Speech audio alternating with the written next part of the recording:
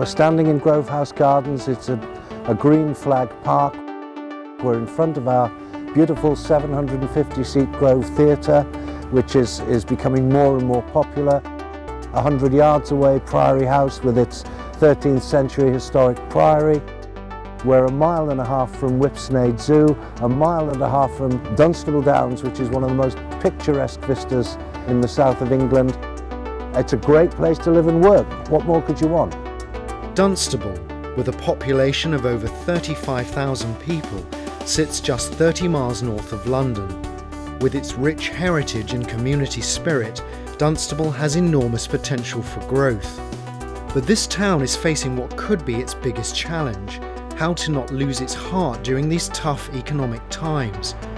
But there are plans on the horizon that could just change all that.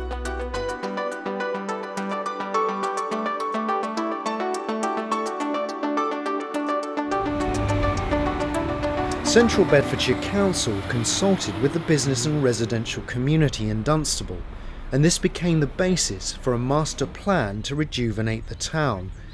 But what do the people of Dunstable think about their town? There's not a lot of shops, there's too much traffic. Yeah, it's alright. It's just an average thing really. It gets a bit boring now and again though, because there's not much to do. It used to be a lot better, and I used to come here a lot more often. But since they've shut a lot of the shops, they were the shops I used to go to, so I don't come quite so often. I mean, we've got a nice theatre, which is nice, and Costa, which I go to nearly every day, but we could do something like a Marks and Spencer's or a Debenhams. Once the M1, there's a problem on the M1, Dunstable is at a standstill, and that happens far too often. The market is ever so good, so I try to come every Wednesday or Saturday. There is parts that need refurb and what have you. Apart from that, it's not a bad town. It's got so much competition from Milton Keynes's and the Lutons, so to try to get people to come in must be really difficult. We're in desperate need of a bypass, and that would improve the situation greatly. Katie Horn is a resident of Dunstable and runs a local business in the town. It can take you 20 minutes to get from one end of town to the other, which, when you're trying to get somewhere in a hurry, makes it quite hard. And also for people commuting, even, just sort of from the other end of town to get into town, if people work in offices in town, it can be quite hard as well. Preen Furniture Bank, a social enterprise run by Cathy Lewis, faces many challenges now because of its central Dunstable location.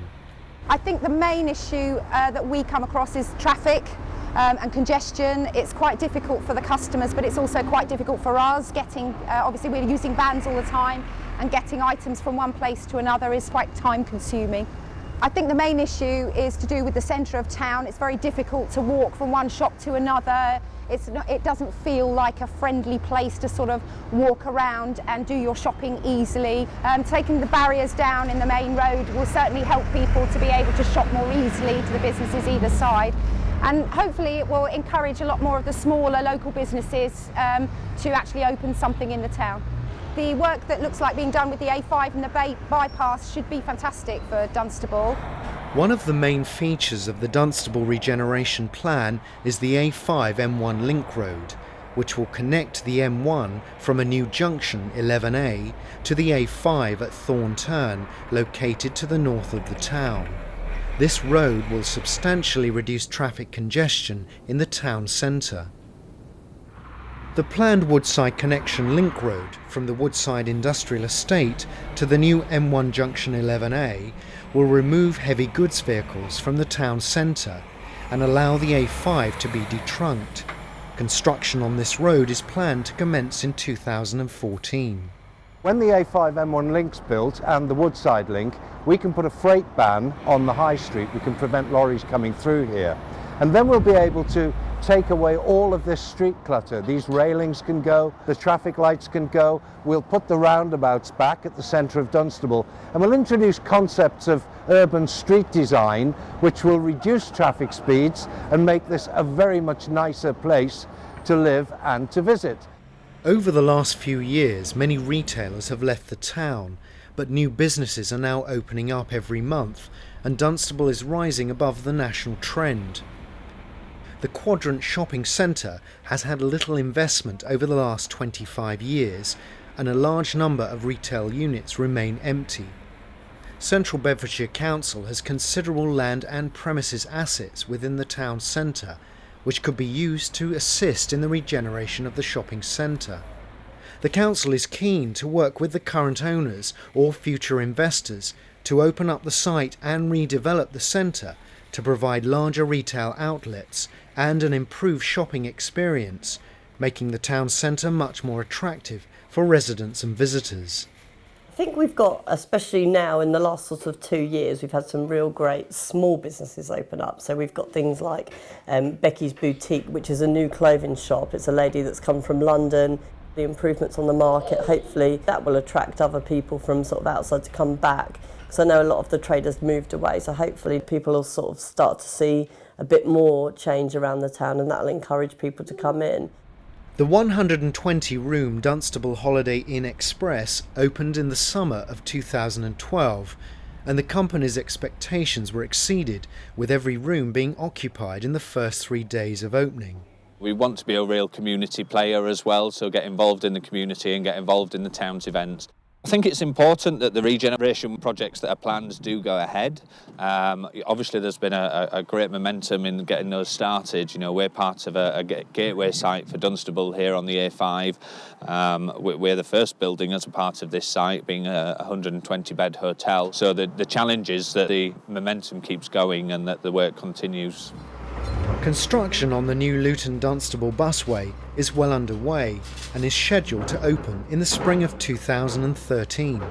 This is the most important sustainable transport link that we're providing to facilitate new jobs and new homes. The airport expansion will take place over the next 10 or so years and will provide up to 4,000 new jobs.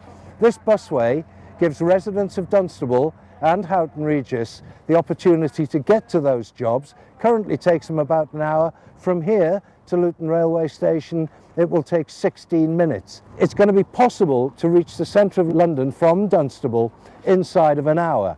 Great transport infrastructure. And of course that means that developers and industry bringing new jobs to Dunstable are really keen to come here.